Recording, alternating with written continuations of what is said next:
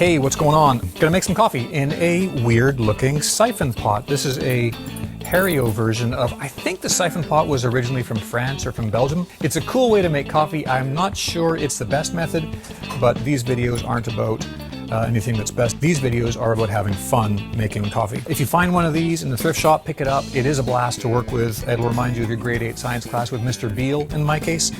I'm going to start with 400 mils of water.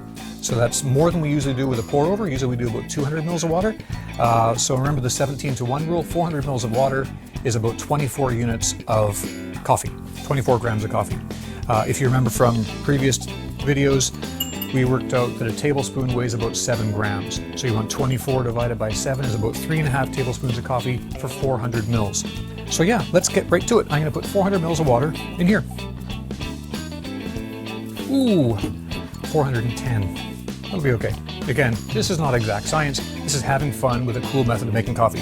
What I'm going to do is get this water going, and while the water is heating up, I'm going to prep the coffee bed.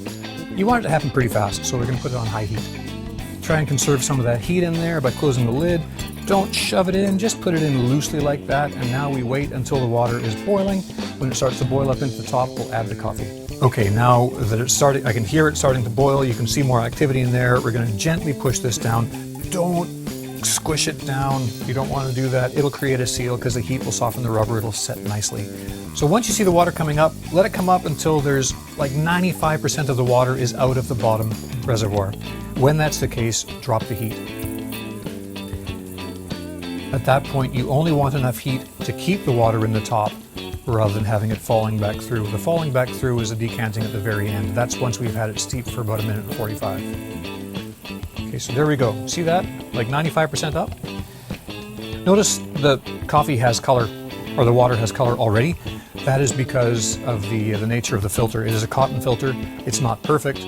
In a perfect world, you'd change that with every cup you make. That ain't possible. So if you are doing this, make sure you give that filter as good a rinse as you possibly can. 25 grams is about 3.5 scoops.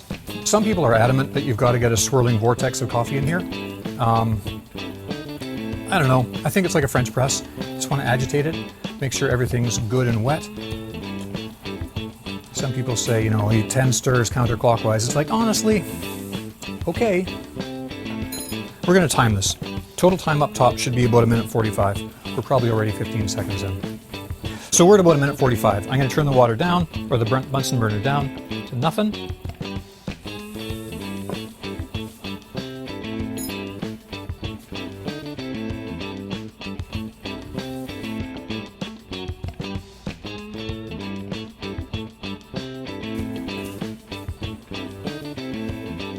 There we go. Gentle twist, and that should come out. The lid is also a stand. Set that to the side. And you are ready to drink some Burundi Calico. Oh, that's really nice.